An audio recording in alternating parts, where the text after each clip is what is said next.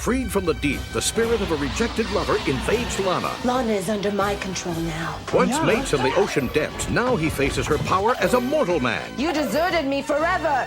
Now there's only revenge. Can the Boy of Steel break the spell before it destroys Lana? Can't fight her anymore. On the next all-new Superboy.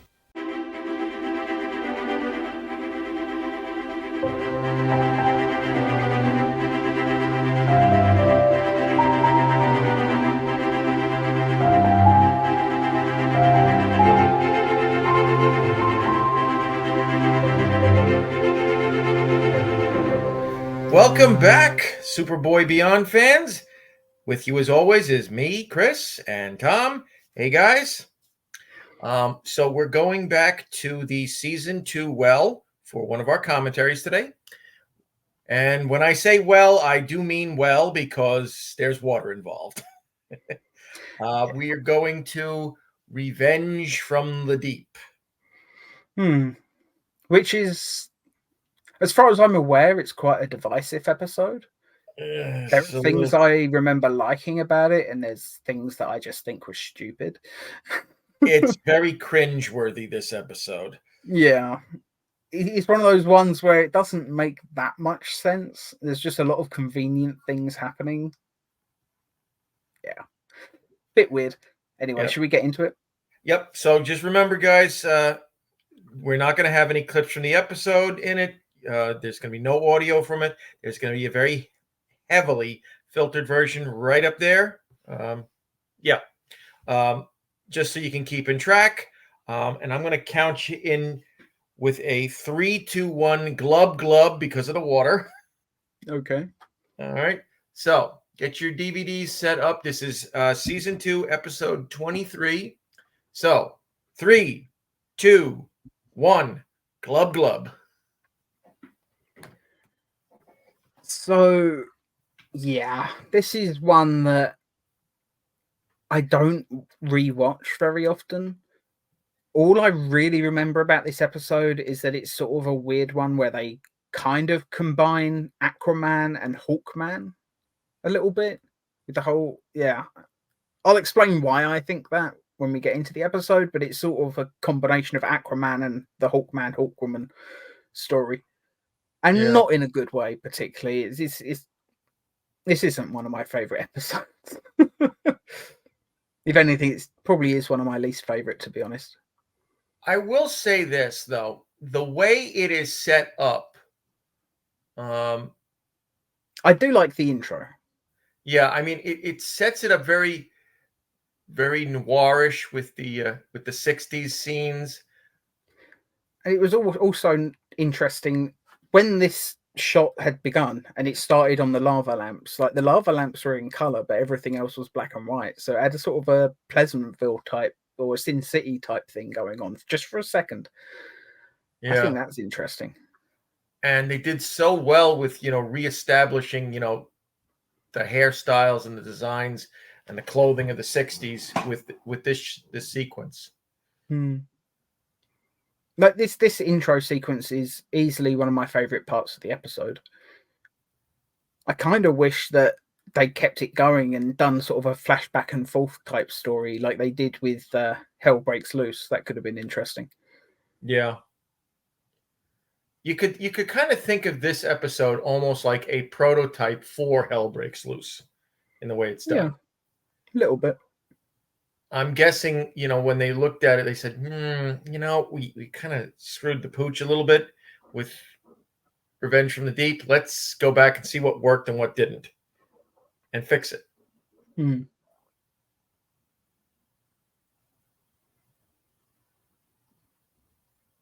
But yeah, it's kind of their relationship, these two characters, the way that they're sort of bound forever together is kind of like that's the Hawkman Hawkwoman thing, but it's as if Hawkman really didn't like her anymore and tried to get rid of her and she went psycho. But it's like if you took them, combined it with the whole Aquaman thing, it's just a shame that the execution's not a little bit better. I say right as he's executing her. But yeah, it's funny. It turns her into a piece of coral, which is interesting. You know, it's a weird idea. But then just throws her into the water. Like the fact Like that she was nobody's able to ever come back going to later. find that again. Yeah, and isn't it strange how it's literally right there on the beach, just like literally like a meter into the water, and nobody finds it until Lana? You'd think Yeah. somebody would have stepped on it and cut their foot open by that point, because let's face it, coral is notorious for that. Yeah. And of course, Andy with his loud shirts again. I actually quite like that shirt, though. Actually,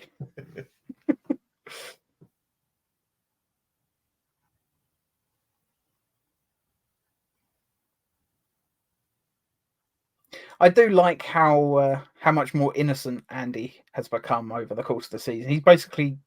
He's gone from being slightly slimy to now he's just like, I still want to get rich, but I'm just gonna have fun while doing it now.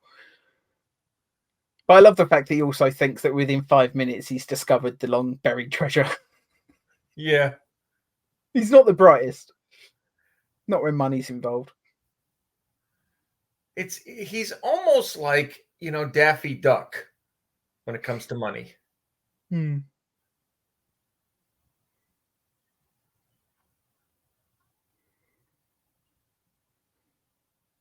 I mean, the coral was right there. How is she the first one to spot it in all this time? Since the 60s. Like, it's been 20 years. At this point, yeah, more like 25, 20, Yeah. almost 30. I mean, this is 89, so even if I'm being, conservative estimate, maybe it was 1969 that flashback took place. It's still at least 20 years. Yeah. Could be closer to 30. And nobody's found it.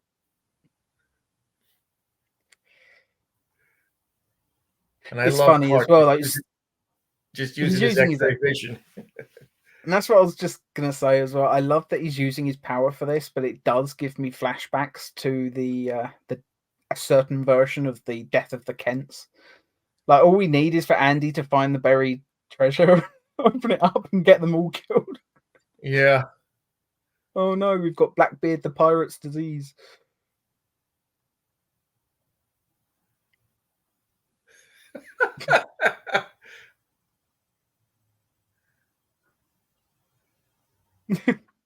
And I do like that joke. Am I right in thinking this was one of the Carrie Bates or Denny O'Neil episodes? I believe Carrie Bates was involved on this. I'm not sure if he actually wrote it. Well, whoever wrote that joke, I do find it quite funny. It's not the best joke in the world, don't get me wrong, but it does always make me chuckle.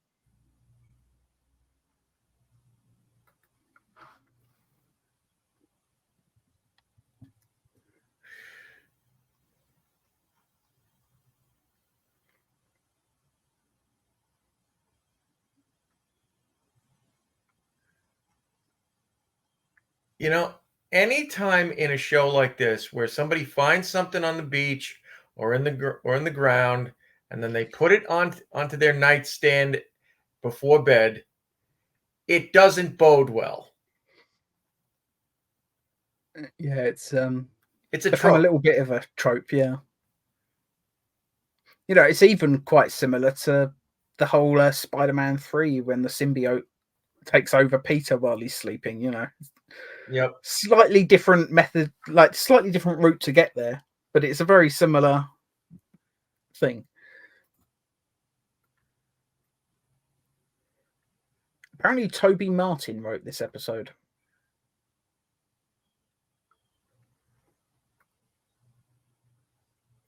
And Toby Martin is also the writer of The Beast and the Beauty, Stand Up and Get Knocked Down. Obviously this one, Carnival, Werewolf, Jackson and Hyde, and The Basement. So he's written some good episodes. And it's funny actually because we're watching Carnival next. How the possessed Lana, she's possessed by the character of Ariana. Her points of reference are like 20, almost 30 years out of date. And so she immediately turns her clothes into something that would be in the 60s. Yeah. And a very 60s hairstyle as well.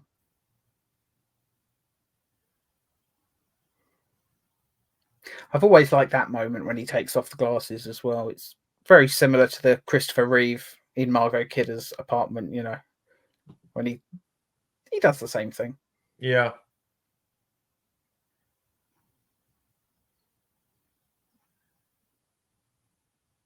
Kind of wish we had more moments like that, really.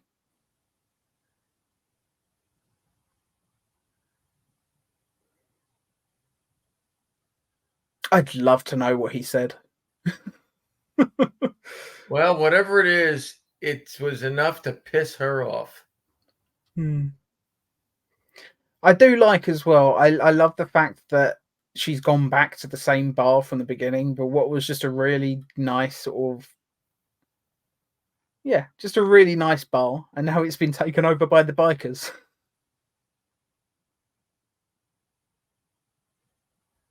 Always like when they redress a set like that.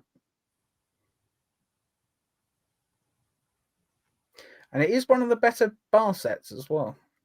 Yeah, and it does definitely show that, you know, her points of reference are like 20 years out of date because she goes to the place where Charlie was last. Yeah. I mean, honestly, she's pretty lucky that he's even in the area anymore.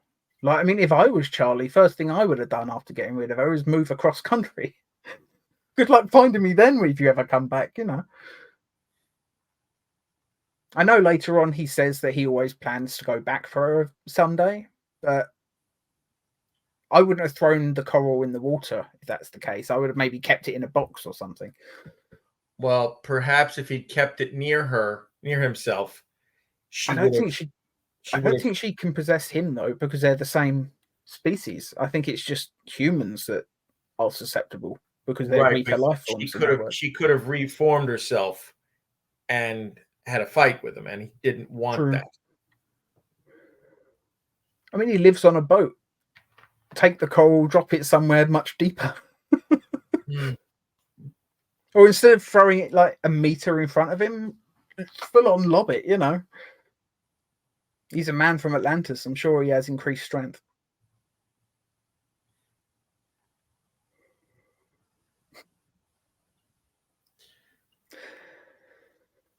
This is a bit of an Urkel Clark moment. It is. It's a little bit over the top, but that's not my problem with the scene. My problem is just that he's basically just revealed his powers to these people. Like, I mean, how was that supposed to be explained?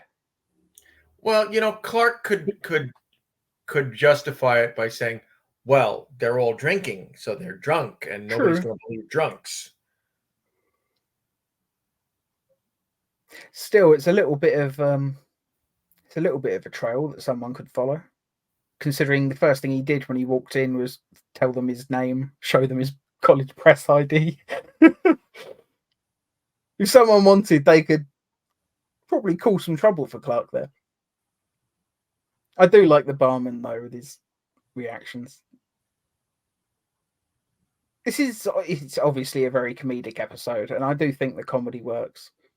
It's not the best episode, but at least it's funny. It has its moments, yeah. I mean, I don't fault it for that. It's just some of the execution is rather poor. Yeah.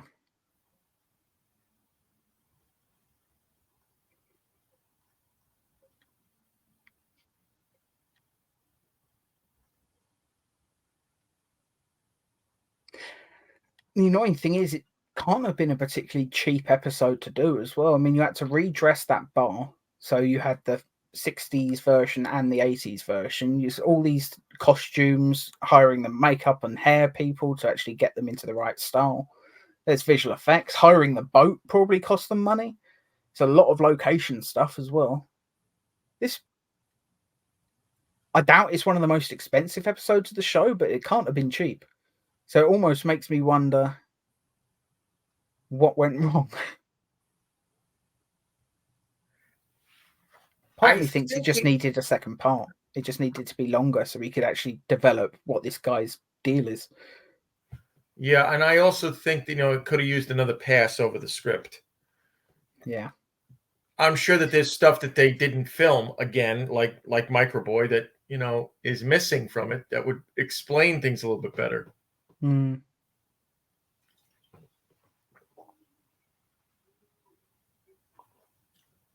Because she locates him almost immediately.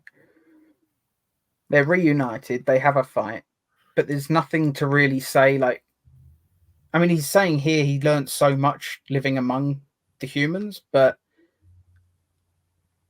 it might have been cool if we actually saw some of that. Maybe have one extra flashback where it's the 70s or something. I don't know, just something between the 60s and now to tell us what exactly has he been doing, or what exactly has he been learning. Well, obviously he hasn't been learning housekeeping skills because he's a pig. Yeah.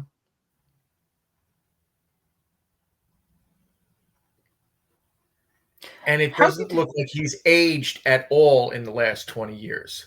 No, he looks identical, like in the face. All they've done is add some grey hair to his sideburns, giving him the old Reed Richards.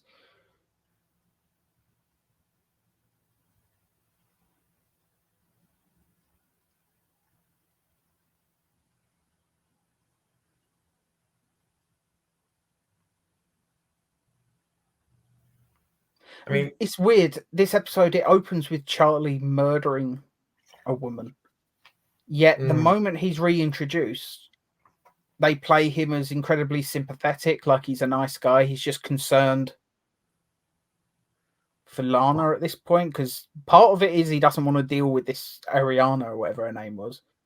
Yeah. But also, he didn't want to just let Clark go straight up to her. So he's obviously looking to do the right thing to a certain extent. It's just a really weirdly written episode. I do think there must be a deleted scene or something. Because at the moment, while this is quite a good episode, and I think it's one of the funnier episodes of the show, which is why I do enjoy it, it just feels very undercooked, there's nothing in it is really developed. It's just very surface level, scene by scene.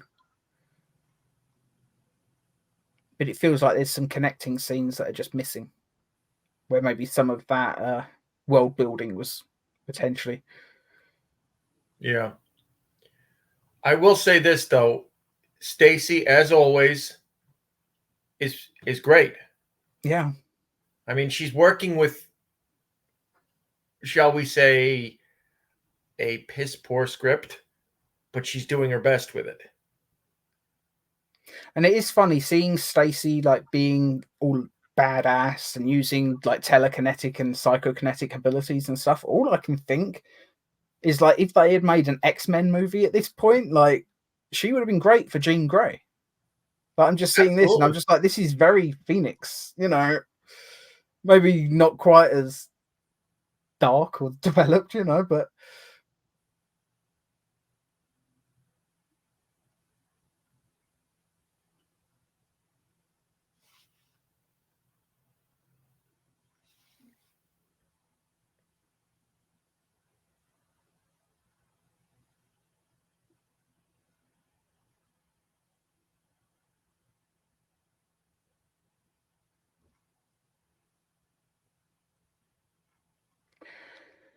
yeah, I'm just not entirely sure why we should care about what happens to Charlie. I mean, the first thing we saw him do was murder someone. Okay, maybe he's a slightly nicer guy now, but you can't open an episode with a man like strangling a woman to death and then make him sympathetic by the end. It doesn't quite work.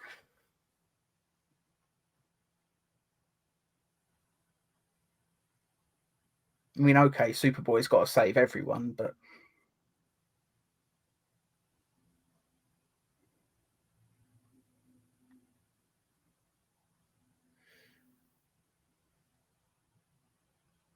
Yeah, he doesn't really have much of a redeeming arc, this Charlie. Yeah, and I find it hilarious that he says that I had to abandon her. Like, no, you strangled her to death and then threw the body in the water and just left for 20 years. That's not abandoning her, you murdered her. And she's justifiably pissed. Yeah, I'm not entirely sure why she's the bad guy. I mean, she even does the right thing here at the end. I She's don't know why. justifiably pissed, but she really shouldn't be possessing other people's bodies to do it. No, that's true. It's one of those cases where neither Ariana or Charlie were the good guys in this story. Like they were both pretty despicable, pretty selfish.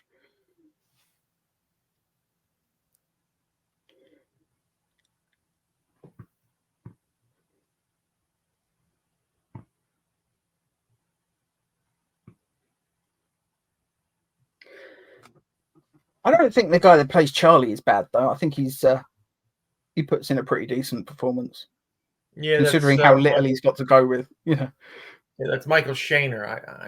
I'm sure I've seen him in something else. I don't think I've seen him in anything else, but it's funny because I do think he looks like one of the Fishmen actors from Netflix's live action One Piece series. Right. If you ever watch that show, it's just the makeup, the way they've done it. It kind of gives him the same sort of brow that Charlie's got, which is just really funny that he's making me think of a fish man.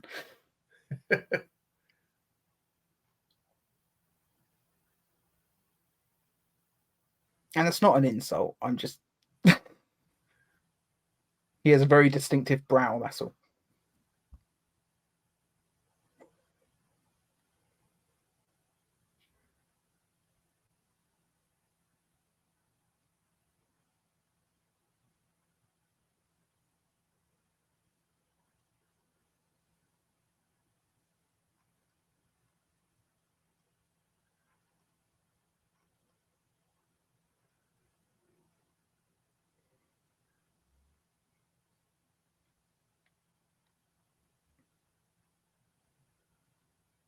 Yeah, just a weird episode.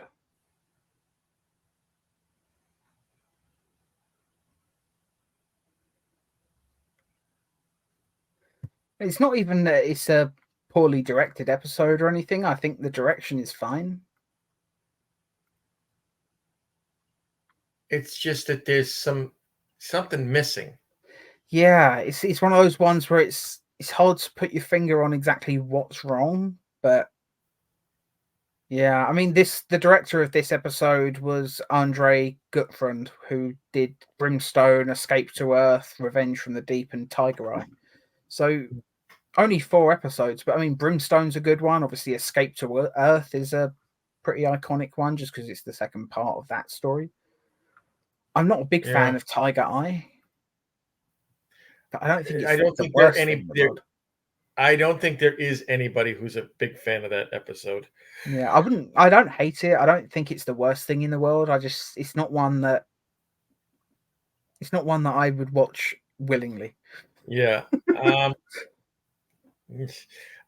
mean, there are certain good things about this. I mean, the set, as you said, the set dressing to turn it from 1960s to 1990 was great. They probably did the same thing that they did with Back to the Future with Hill Valley. Like they shot all the 1950s stuff where it was all clean and pristine, and then when they went to shoot the 80s stuff, they just dirtied the whole thing up, just destroyed half the set, changed a load of the posters and stuff in town. Like they probably just did a very similar thing. Do a pristine version and then do a rough version. Yeah, and I mean, I can't fault them for their attempt here. Obviously, the hair and makeup to make Stacy look like she was out of 1960s. After destroying that turtleneck sweater, was great. But there's something in the execution that is just it's lacking. Just something missing. Yeah. Yeah. And I mean, maybe if we'd had a scene where Charlie was kind of explaining things to Clark and saying, "Look, I did something really, really bad, and Yeah. I've been sitting here for the last 20 years regretting it." Maybe if he had a little bit of an arc there. I mean, he sort of says something almost like that, but it's not enough. I mean, it was only a half truth. He said I was forced to abandon her. That's not the same thing at all as what he actually did. Mm, So if he'd owned up to the fact that no, I didn't just abandon her, like I murdered her, that would have been maybe that would have been just enough to show, oh no, he really is learning from his mistakes here.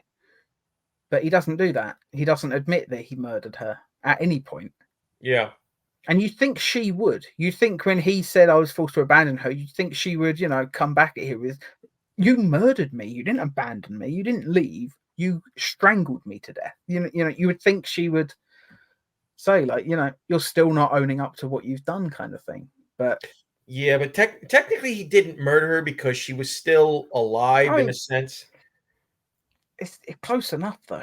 Yeah, She was effectively dead for 20 years. It just happens that she was also resurrected.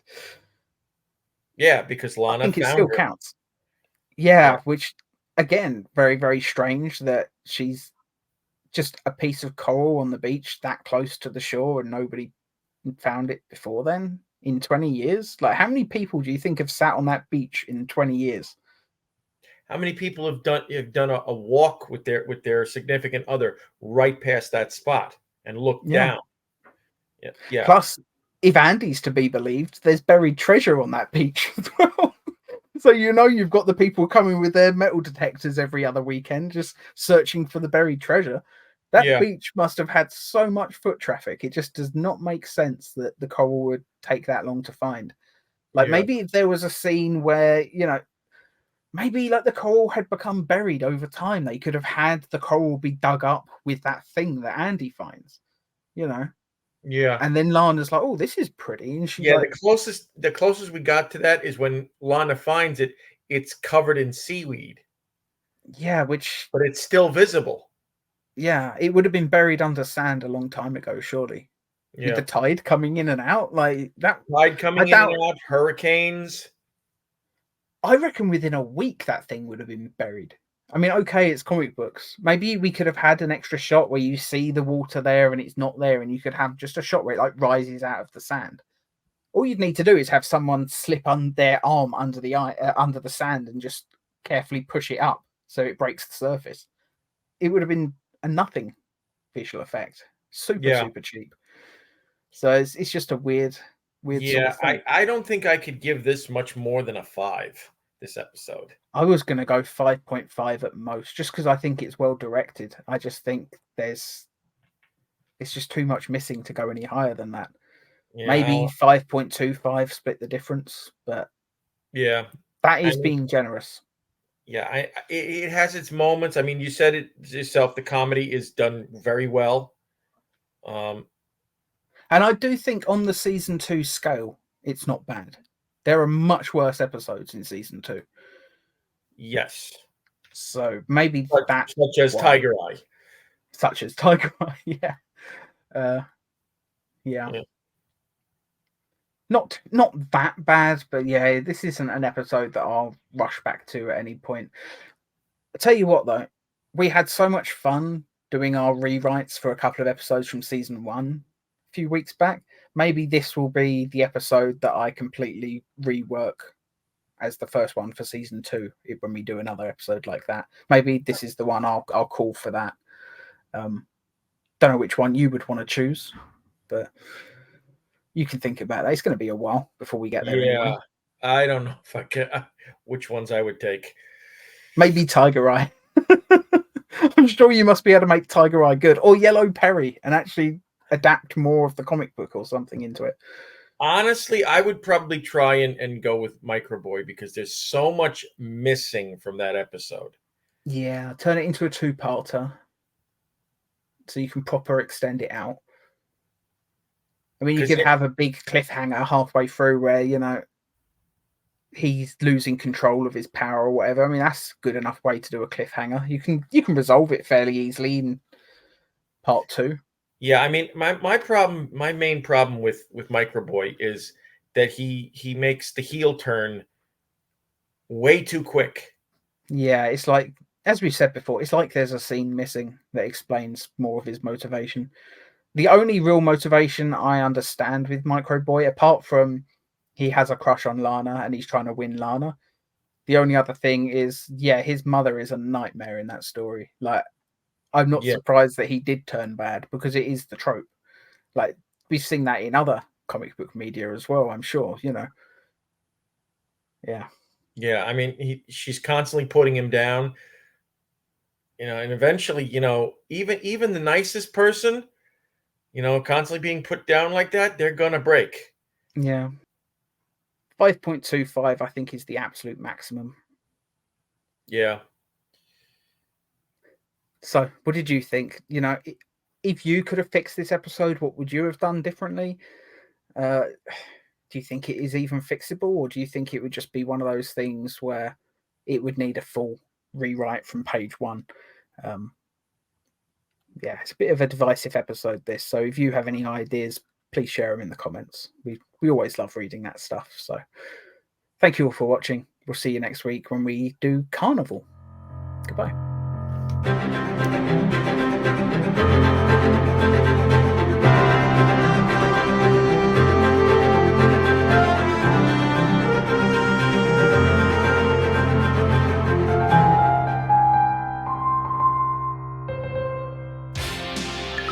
Viacom.